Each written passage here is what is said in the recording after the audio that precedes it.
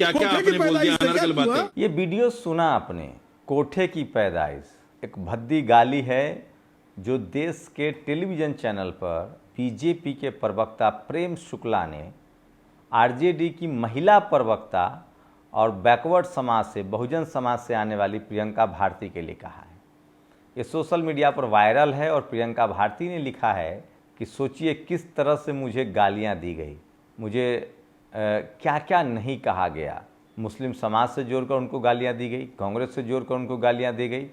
तो आज भी आज़ादी के 75 साल बाद भी, मैं तो पहले से कह रहा हूं कि इस देश का टीवी, अखबार और सोशल मीडिया पर बैठे तमाम वो सवर्ण पत्रकार जो किसी भी कीमत पर SC ST OBC के रिप्रेजेंटेशन के पक्ष में नहीं है। सवाल है कि SC ST OBC के दल और उनके प्रवक्ता इन चैनलों पर जाते क्यों हैं। आज के समय में मौका है आपको, क्योंकि मीडिया का एक अपना जातिवाद है, उसका एक अपना खेल है।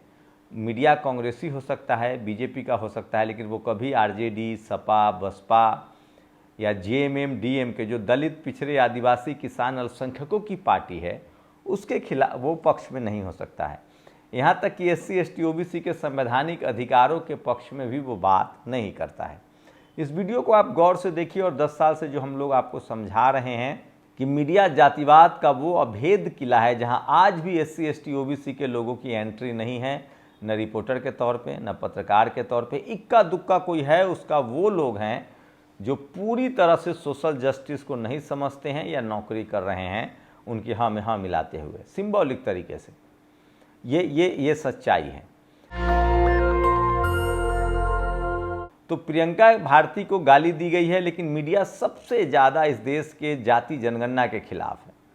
जाति जनगणना के खिलाफ इसीलिए है क्योंकि मीडिया में जिनकी संख्या है वो भी पता चल जाएगा। इससे पहले 2005 या 6 में एक राजेंद्र यादव का आप लोगों ने सब ने नाम सुना होगा, हंस पत्रिका छपी थी जिसमें खबरिया चैनलों की खबर पर एक पूरा विशेषांक आया था। उसके बाद योगेंद्र यादव, अनिल चमड़िया और जितेंद्र यादव ने मिलकर एक सर्वे किया था कि मीडिया में किस जाति के कितने लोग हैं। उस समय साफ था कि SC ST OBC के लोग एक भी डिसीजन मेकिंग बॉडी पर नहीं है।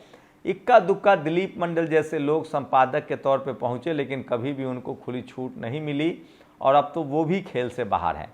तो टीवी अखबार जो है, सुप्रीम कोर्ट और हाई कोर्ट में भले कोलिजियम हो, इक्का दुक्का जज हो सकते हैं, लेकिन अभी फिलहाल टीवी अखबार में कोई गैर सवर्ण संपादक नहीं है। इसीलिए वहाँ आपके अधिकारों के खिलाफ बातें होती हैं, खबरें चलती हैं। सवाल है कि जाति जनगणना के भी वो खिलाफ हैं, रिजर्वेशन के भी वो खिलाफ है। मैं टेलीविज़न चैनल में मैंने लंबा काम किया है, वहाँ नॉर्मल बातचीत में भी आरक्षण के खिलाफ रोज़ मजाक उड़ाया जाता है। मैं फिर कह रहा हूँ, पढ़ा लिखा जो सवर्ण समाज है वो उतना ज़्यादा संवैधानिक SC ST OBC के संवैधानिक अधिकारों के खिलाफ है। जैसे कंगना रनावत कहती हैं जाति जनगणना नहीं चाहिए, वो दिल की साफ हैं, बोल देती हैं, लेकिन बाकी लोग महीन तरीके से काम करते हैं। तो टीवी अखबार को अगर आप सवर्ण समाज का अड्डा माने तो ये तय है कि वो जाति जनगणना के खिलाफ हैं। उसी तरह से सोशल मीडिया पर भी जो सवर्ण समाज के पत्रकार हैं वो भी SC ST OBC के संवैधानिक अधिकारों को लेकर बात नहीं करते हैं। हाँ, हिंदू मुस्लिम को लेकर वो लगातार बात करते हैं ताकि ये डिबेट आगे बढ़े और समाज का पोलराइजेशन होता रहे। तो ये टीवी अखबार की सच्चाई है। टीवी अखबार के बारे में आप नहीं समझेंगे तो दिक्कत हो जाएगी।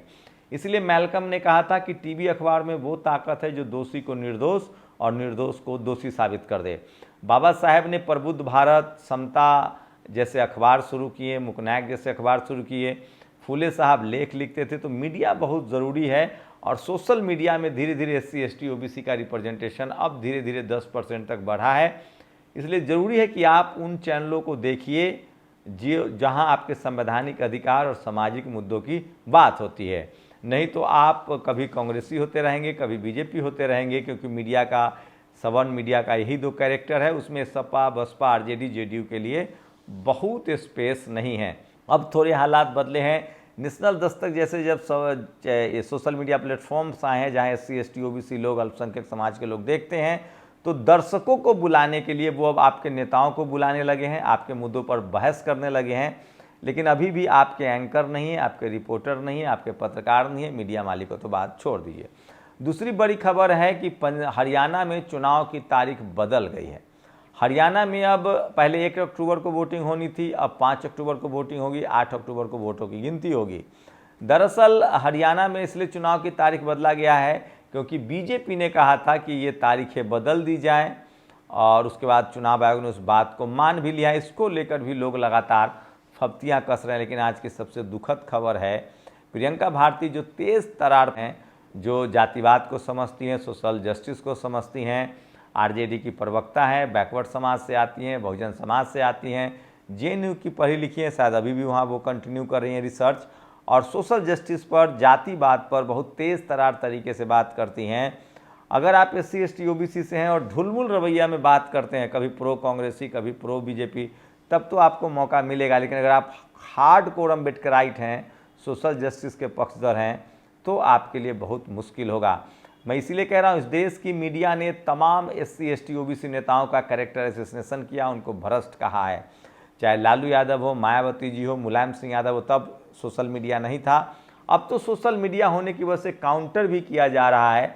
जब हम लोग मीडिया इंडस्ट्री में आए थे उससे पहले तो बुरी हालत थी अखबारों की, टीवी की। जब हम लोग मीडिया इंडस्ट्री में आए तो उस समय भी टीवी अखबार में नौकरी करते हुए आप बात नहीं कर सकते थे। लेकिन संजोग से सोशल मीडिया आया और सबको लिखने पढ़ने का मौका मिल रहा है और निर्भरता खत्म हुई, तब जाकर सोशल जस्टिस और जातिवाद के खिलाफ बातें हो रही हैं। तो आज भी आपके पास टीवी में, अखबार में आपके लिए मौका नहीं है। लेकिन दलित, पिछड़े, किसान, आदिवासी, अल्पसंख्यक है तो आज दर्जनों सोशल मीडिया इन्फ्लुएंसर हैं, आप उनको फॉलो कर सकते हैं। आप इस बात को समझिए कि बीजेपी का विरोधी होना SC ST OBC के संवैधानिक अधिकारों के पक्षधर होना नहीं है। कांग्रेस का समर्थक होना SC ST OBC के संवैधानिक अधिकारों का पक्षधर नहीं है।